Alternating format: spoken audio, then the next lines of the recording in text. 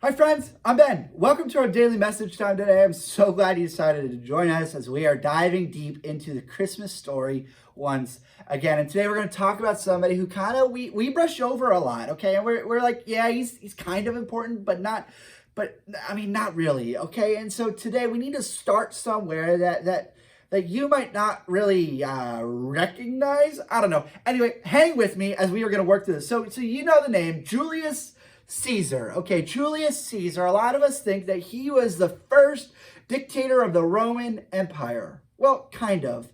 He was actually the first dictator of the Roman Republic, okay? The Roman Republic, which is the era before the Roman Empire. That's important. Now, while Julius was in charge and running the world, basically, he adopted his nephew as his son. His nephew's name was Octavian, okay? And so eventually Caesar passes away. Well, he was assassinated. Okay, so Caesar died. Okay, and Octavian rises to power, and Octavian has to defeat this guy named Mark Antony and Queen Cleopatra. Yes, that Cleopatra of Egypt. Okay, and so what happens here is that Octavian defeats those two and takes over Egypt. Okay.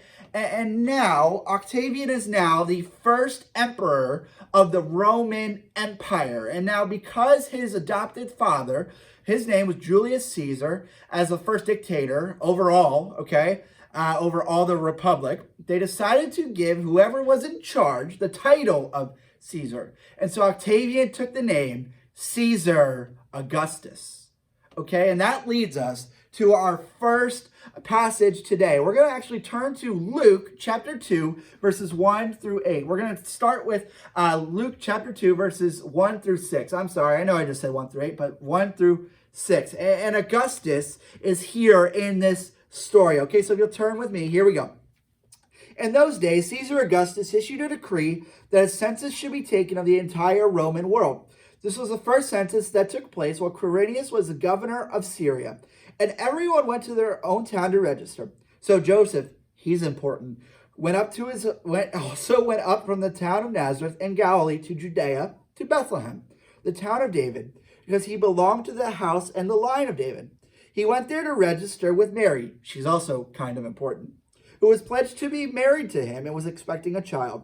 While they were there, the time for the baby came to be born. Okay, perfect. Stop. Okay, so now the Roman Empire stretched from Europe to northern Africa all the way to Western Asia. Okay, so it stretched a long way, and it was a lot of responsibility and a huge burden for just one man to carry. And so what the Roman Empire did was they actually had different governors and what was called client kings that ruled over different provinces. Okay, and so that actually leads us to the guy we're going to be talking about today, and his name was King Herod. Okay, King Herod, he was the Roman client king of the province of Judea. Okay, and that's where our story takes place. And so Herod loved power, and he loved the throne that came with ruling over this entire land. And how he demonstrated his power was through fits of rage and cruelty. And in fact, the great theologian William Barclay, he actually quoted Caesar Augustus. Caesar Augustus was quoted saying this: "It is better to be Herod's pig than it was to be Herod's son.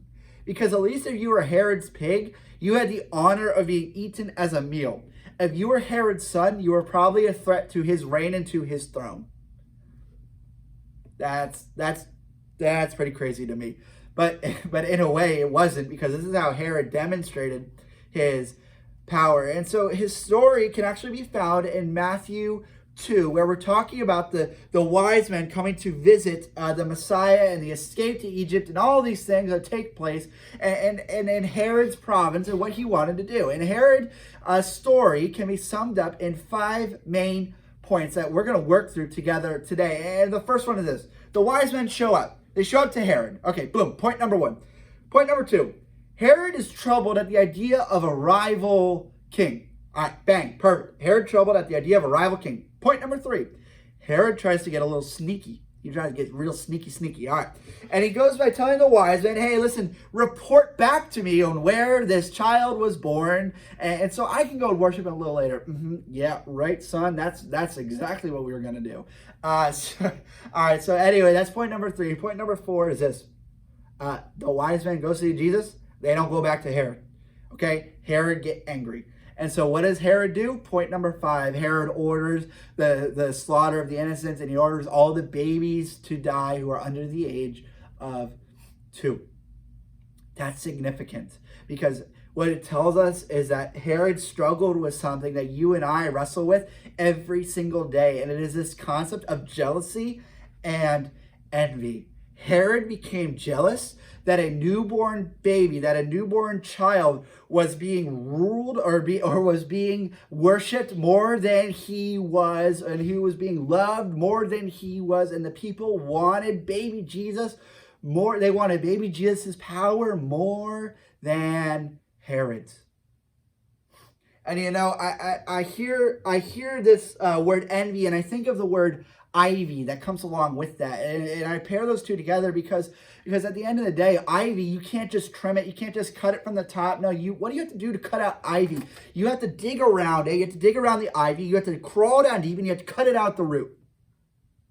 If we are not careful, friends, we'll fall into the same trap Herod did, which he will let envy shrivel his soul.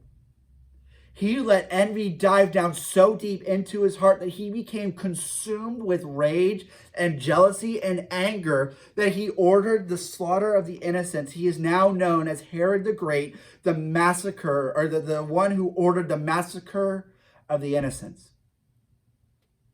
And, you know, I tell our kids all the time at Sharptown, hey, listen, there's always going to be somebody who's prettier than you, who's thinner than you, who's stronger than you, who's smarter than you, who is whatever, who is blanker than you. Fill in that blank. There's always going to be somebody who is blanker than you are. And it seems that Herod wrestled with that. They are worshiping him more than me. They love him more than me. My power is being threatened by a newborn baby. And so friends, all is to say is that I want you to be encouraged by this word that we have a God who says, hey, listen, your identity is not in your power around you or the people you serve or the people who elevate you, but is in who I say you are, which is a daughter or a son of the risen King. A daughter and a son of the newborn baby. A daughter and the son of the God who took on humanity, who took on flesh. And so this Christmas, the last point I want to make for us is this, is that, you know, when God came to earth and he came down and he took on humanity and he put on flesh, which, I mean, by the way, like the most non-threatening form possible. He came as a newborn baby. So like Herod clearly had some identity issues and confidence issues and trust issues. At least that's just my interpretation of this. Anyway, that's a story for another day. But listen, so the almost immediate reaction of humanity here is to kill Jesus. It's to kill Jesus because they were threatened by him. And, you know, we know the story now that you know, about 33 years later, humanity would try again to kill him. And they would succeed this time. But, you know, that's he rose from the dead then. And here today, this season, we celebrate his birth. We celebrate that he is alive, that he came to give life for you and me. So, friends, don't become consumed with rage and envy and jealousy that you let it shrivel your soul. Be confident in who the King says that you and I are. Hey, listen, I hope you're encouraged by this word today. I pray you have a great day and enjoy the snow. If it's snowing, I don't know, maybe we'll see. Hey, listen, have a great day, Sharptown. Take care. I will catch you next week. See ya. Bye.